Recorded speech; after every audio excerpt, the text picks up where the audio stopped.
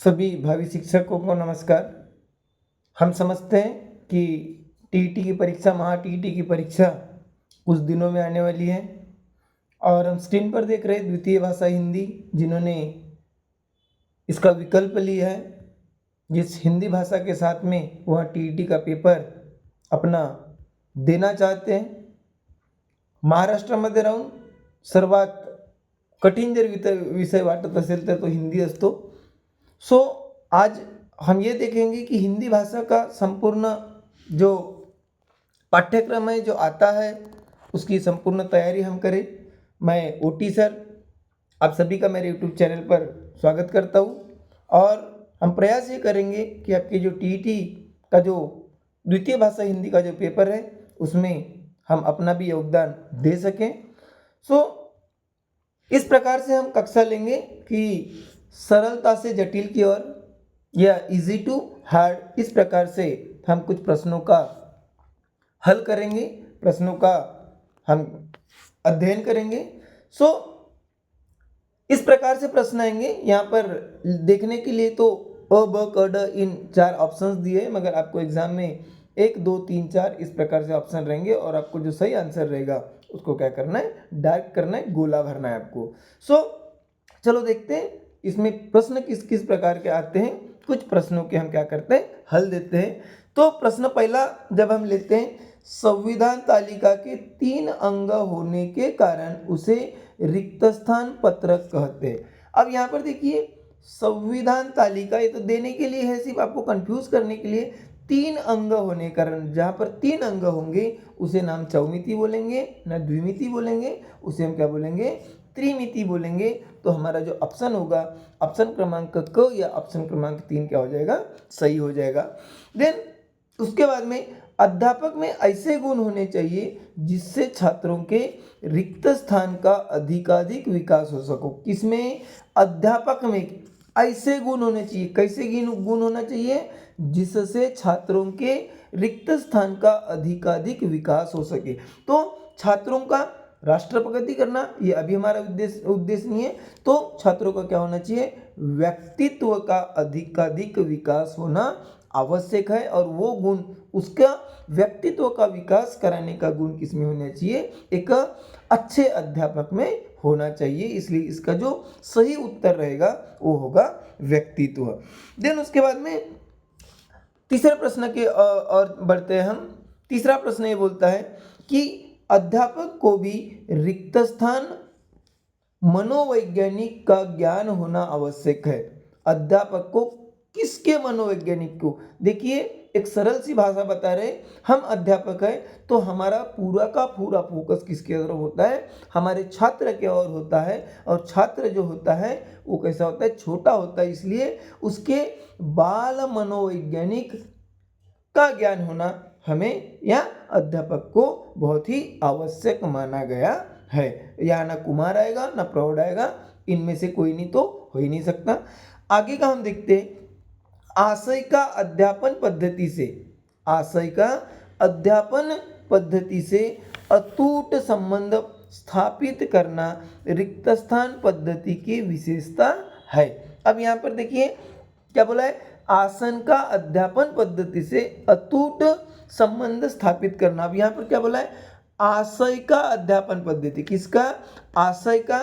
तो इस पद्धति की विशेषता है, तो किस पद्धति का रहेगी, आशय युक्त पद्धति की विशेषता है, ना कि गठन पद्धति, ना कि चर्चा पद्धति का ये क्या रहेगा, विशेषता रहेगी। देन अगला प्रश्न यहाँ पर पूछा गया है, इस प्रकार के प्रश्न आपको पूछते हैं। हम इसका जो लेवल है धीरे धीरे बढ़ाते जाएंगे।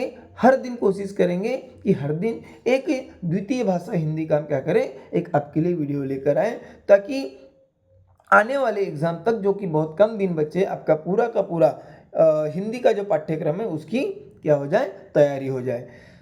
अगला प्रश्न बोला है, किसी शब्द को उसके युक्ति युक्त अर्थ में प्रस्तुत करने को ही रिक्त स्थान करते हैं। अब युक्ति युक्त, यहाँ पर एक शब्द आया है क्या, युक्ति युक्त। अब युक्ति युक्त अर्थ यानी क्या, तो तर्कपूर्ण अर्थ को हम क्या बोलते हैं, युक्ति युक्त अर्थ बोलते हैं। या तो तर्क संगत अर्थ को भी हम क्या बोलते हैं, युक्ति युक्त अर्थ बोलते हैं, या तो युक्तिपूर्ण अर्थ को भी हम क्या बोलते हैं, युक्ति युक्त अर्थ बोलते हैं। सो इस युक्ति युक्त अर्थ में प्रस्तुत करने को ही रिक्त स्थान कहते हैं। इसे हम क्या कहते हैं, इसे हम क्या कहते हैं, इसे हम उपन्यास कहते हैं, जहाँ पर क्या करते हैं, किसी जो अर्थ को क्या करते हैं, बड़ी तर्क शुद्ध पद्धति से हम क्या करते हैं, उसको प्रस्तुत करते हैं। उसके बाद में अगला प्रश्न देखते हैं हम। रिक्त स्थान यह एक स्वतंत्र एवं पृथक साहित्य विधा है। स्वतंत्र और पृथक एकांकी, नाटक, कहानी, इसमें से एकांकी यह जो एक साहित्य लेखन है, यह एक स्वतंत्र और पृथक साहित्य विधा है। उसके बाद देखते हैं, उपयोजन के रूप में कहानी के लिए रिक्त स्थान कार्य दिया जा सकता है। किसके लिए, उपयोजन के लिए। अब उपयोजन के लिए यानी जो भी हम क्या करते हैं, कहानी जो हम बताते हैं उसका उपयोजन करना है, तो उसके लिए किस प्रकार का कार्य हम अपने छात्र को दे सकते हैं। तो कोई भी हम कहानी बताए उसका उपयोजन हुआ कि नहीं, ये देखने के लिए हम उसे शीर्षक ढूंढने के लिए बोल सकते हैं, शीर्षक ढूंढने वाला कार्य उसे दे सकते हैं। अगला प्रश्न इस प्रकार से भी पूछ सकता है, छात्रों की ओर से व्याकरण के नियम कंठस्थ कराने की विधि को रिक्त स्थान कहा जाता है। अब यहाँ पर देखिए, कंठस्थ करना, मगर किसको कंठस्थ करना है, नियमों को कंठस्थ करना है, और इस विधि को हम सूत्र प्रणाली कहते हैं। क्या कहते हैं, सूत्र प्रणाली कहते हैं। इसलिए इसका जो सही उत्तर रहेगा वो ना भाषा प्रणाली रहेगा, ना व्याकरण प्रणाली रहेगा, वो रहेगा सूत्र प्रणाली। उसके बाद अगला प्रश्न बोला है इसमें कि जिन प्रसंगों के कारण छात्रों पर किसी न किसी घटना का प्रभाव होता है और उसकी जब वह प्रतिक्रिया देता है, तभी उसे रिक्त स्थान कहा जाता है। तभी उसे रिक्त स्थान कहा जाता है। जब यहाँ पर बोला है कि जिन प्रसंगों के कारण, यहाँ पर क्या बोला है, जिन प्रसंगों के कारण छात्रों पर किसी न किसी घटना का प्रभाव होता है और उस प्रभाव से वो क्या करता है, अपनी प्रतिक्रिया देता है, तब उसे क्या कहा जाता है, तो तब उसे शैक्षिक अनुमति कहा जाता है। क्या कहा जाता है, शैक्षिक अनुमति कहा जाता है। क्योंकि जो प्रसंग क्या करता है, किसी प्रसंग का किसी छात्र के ऊपर क्या होता है, प्रभाव होता है, और उस प्रभाव से क्या करता है, वह अपनी प्रतिक्रिया देता है। इसे हम क्या कहते हैं, शैक्षिक अनुमति कहते हैं। देन उसके बाद में अगला प्रश्न देख लेते हैं। लिखते समय विराम स्थानों का निर्देश करने के लिए जिन चिन्हों का प्रयोग किया जाता है, उन चिन्हों को क्या कहते हैं, उन चिन्हों को क्या कहते हैं। आप सभी को आंसर आता होगा, विराम चिन्ह, प्रेरणार्थक या पर्यायवाची, या इनमें से कोई नहीं, तो उन्हें हम क्या कहते हैं, विराम चिन्ह कहते हैं। अगला प्रश्न बहुत ही अच्छा प्रश्न जो एक दो बार पूछा भी गया है। जिन शब्दों में लिंग, वचन, विभक्ति के अनुसार कोई परिवर्तन नहीं होता, उन्हें रिक्त स्थान शब्द कहते हैं। तो जब लिंग, वचन या विभक्ति का किसी पर भी कोई परिवर्तन नहीं होता, या उनके अनुसार उस पर अगर कोई किसी शब्द पर अगर उसका परिणाम नहीं होता, उसे आवकारी शब्द कहते हैं। कौन सा शब्द कहते हैं, आवकारी शब्द कहते हैं। उसके बाद में जिन शब्दों के अर्थ में समानता हो, उन्हें रिक्त स्थान शब्द कहते हैं। यह एक व्याख्या है, एक डेफिनेशन दी है। तो जिन शब्दों के अर्थ में समानता हो, उसे अविकारी नहीं बोलते, विलोभार्थी भी नहीं बोलते, तो क्या बोलते हैं, उसे क्या बोलते हैं, पर्यायवाची शब्द कहते हैं। देन उसके बाद में नाम बताने वाले शब्द को, किसी चीज का क्या कर रहा है, नाम बता रहा है, उसे हम क्या कहते हैं, संज्ञा कहते हैं। क्योंकि संज्ञा को ही हम इंग्लिश में क्या बोलते हैं, नाउन बोलते हैं, और उसी को मराठी में हम नाम बोलते हैं। सो नाम बताने वाले शब्द को संज्ञा कहते हैं। उसका अगला प्रश्न हम देख लेते हैं। कहाँ तक गए हम, उसे संज्ञा कहते हैं। चलो आखिरी के और कुछ प्रश्न देख लेते हैं। जिन शब्दों के अर्थ में समानता हो, जाहिर सी बात है अभी अभी हमने देखा है, जिन शब्दों के अर्थ में समानता हो उसे पर्यायवाची शब्द कहते हैं। उसके बाद में ऐसा भी प्रश्न आपको पूछ सकता है, संज्ञा का शाब्दिक अर्थ रिक्त स्थान होता है। सो संज्ञा का जो शाब्दिक अर्थ है, जो अभी अभी हमने चर्चा की थी, उसे हम क्या बोलते हैं, नाम भी बोलते हैं। तो इस प्रकार से हम क्या कर सकते हैं, अपनी भाषा वाले प्रश्न में अलग अलग प्रकार के प्रश्नों का क्या दे सकते हैं, सही से उत्तर दे सकते, हल दे सकते और अच्छे से अच्छे नंबर पा सकते हैं। उसके बाद में अगला प्रश्न देख लेते हैं। हम कोशिश करेंगे कि कम से कम 30 प्रश्न आज देखें।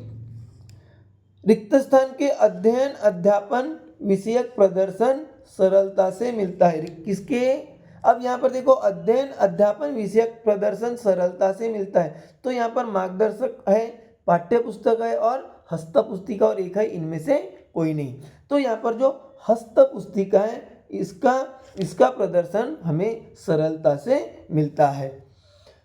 उसके बाद का प्रश्न बोला है, रिक्त स्थान क्रियान्वित करने के लिए पाठ्य पुस्तक एक प्रमुख साधन है।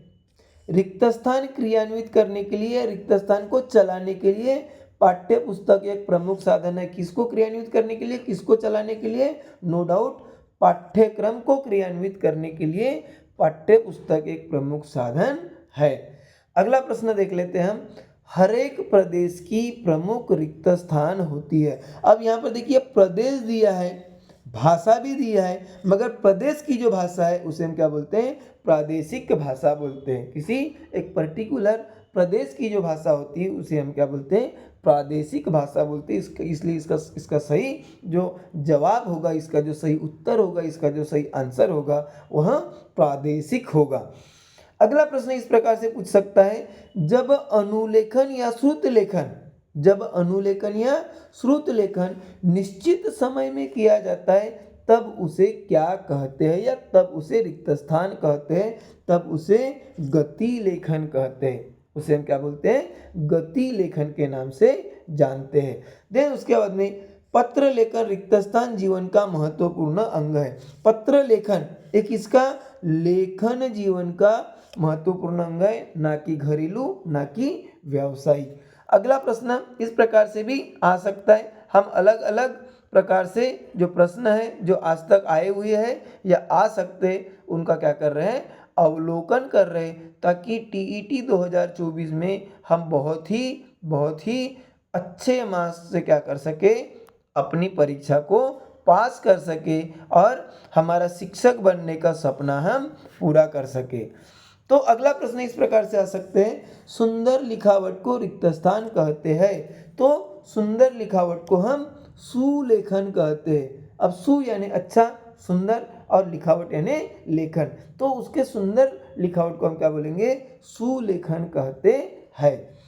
अगला प्रश्न इस प्रकार से आ सकता है, पठित कहानी का रूपांतर वार्तालाप में करना।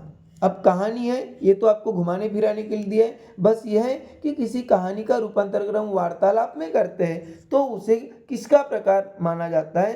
तो जब भी किसकी बात आती है, वार्तालाप की बात आती है, तो उसे संवाद कहते हैं। उसे क्या कहते हैं, संवाद कहते हैं। उसके बाद में शब्द भंडार का विकास बालक के रिक्त स्थान पर निर्भर करता।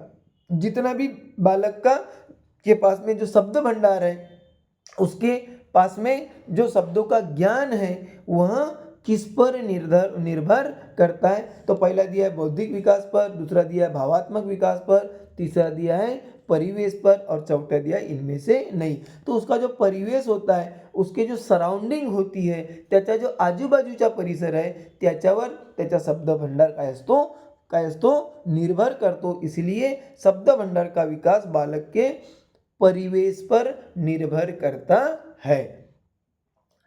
नेक्स्ट उसके बाद आता है बलाघात के कारण अर्थ में रिक्त स्थान आ जाता है। किसके कारण, बलाघात यानी किसी विशिष्ट शब्दों के ऊपर हम क्या करें, बल देकर अगर बात करें तो उसमें उसके अर्थ में क्या आ जाता है, तो उसके अर्थ में क्या आएगा, हमेशा परिवर्तन आता है। क्या आता है, परिवर्तन आता है। किसी पर्टिकुलर शब्द के ऊपर अगर हम क्या करें, बलाघात करें, तो उसके अर्थ में परिवर्तन आ जाता है, उसका अर्थ बदल जाता है। उसके बाद शब्द भंडार श्रवण का रिक्त स्थान अंग है। क्या बोला है, शब्द भंडार श्रवण का रिक्त स्थान अंग है। तो शब्द भंडार से हमारा क्या बढ़ता है, बौद्धिक क्षमताएं बढ़ती है, इसलिए बौद्धिक अंग है। हमारा जो शब्द भंडार है हमारे श्रवण का क्या है, बौद्धिक अंग है, इसलिए बौद्धिक, ये वाला जो उत्तर रहेगा वह सही रहेगा। अगला प्रश्न की और हम बढ़ते हैं। श्रवण से रिक्त स्थान की प्राप्ति होती है। यह जो श्रवण है इससे किसकी प्राप्ति होती है, तो जाहिर सी बात है श्रवण से ज्ञान की प्राप्ति होती है। श्रवण से ज्ञान की प्राप्ति होती है, आनंद की भी प्राप्ति होती है, मगर वह सेकेंडरी है, वह कोई प्रमुख बात नहीं है। तो सबसे पहले श्रवण से ज्ञान हमें मिलता है। श्रवण का प्रमुख उद्देश्य रिक्त स्थान है। देखो एक ही प्रश्न को दो प्रकार से पूछा है, तो श्रवण से रिक्त स्थान की प्राप्ति होती है, श्रवण से ज्ञान की प्राप्ति होती है। तो श्रवण का प्रमुख उद्देश्य क्या रहेगा, ज्ञान प्राप्त करना, जिसे हम क्या बोलते हैं, ज्ञानार्जन बोलते हैं या ज्ञानार्जन बोलते हैं। तो श्रवण का प्रमुख उद्देश्य ज्ञानार्जन होता है। राष्ट्रभाषा के बिना राष्ट्र रिक्त स्थान है। 99% बच्चों के मन में अधूरा होता है, यह ऑप्शन आ सकता है, मगर राष्ट्रभाषा के बिना राष्ट्र गूंगा होता है। क्या होता है, गूंगा होता है, क्योंकि प्रत्येक राष्ट्र की अपनी एक क्या होती है, भाषा होती है। जिसकी भाषा ही नहीं रहेगी तो क्या हो जाएगा, गूंगा हो जाएगा। देन भाषा का अर्जन रिक्त स्थान से होता है। भाषा का जो अर्जन होता है, भाषा को जो हम आत्मसात करते, ग्रहण जो करते हैं, तो भाषा का अर्जन अनुकरण से होता है। किससे होता है, अनुकरण से होता है। और अगला प्रश्न यहाँ पर बोला है, बस दो प्रश्न यहाँ पर आज के लिए बचे हुए, इस वीडियो के लिए बचे हुए।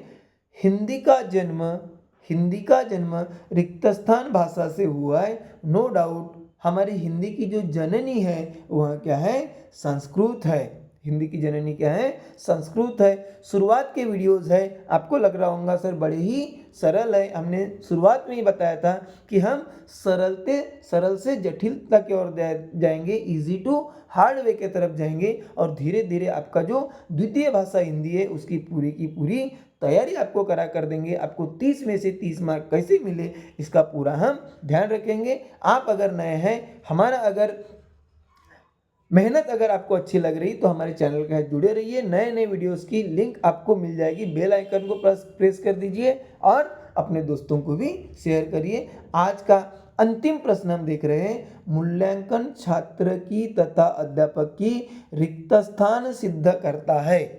मूल्यांकन छात्र और अध्यापक दोनों की क्या सिद्ध करता है, तो योग्यता सिद्ध करता है। हमारे एबिलिटी को क्या करता है, वो प्रूव करता है। हमारी योग्यता को क्या करता है, सिद्ध करता है। इसलिए मूल्यांकन जो छात्र तथा अध्यापक के योग्यता को सिद्ध करता है। यहाँ योग्यता, यह जो ऑप्शन है, यह जो पर्याय है, यह इसका सही या उचित पर्याय रहेगा। आप अपनी पढ़ाई इसी प्रकार करते रहिए, अपना ध्यान रखिए। फिर से मिलेंगे अगले वीडियो में, तब तक के लिए नमस्कार।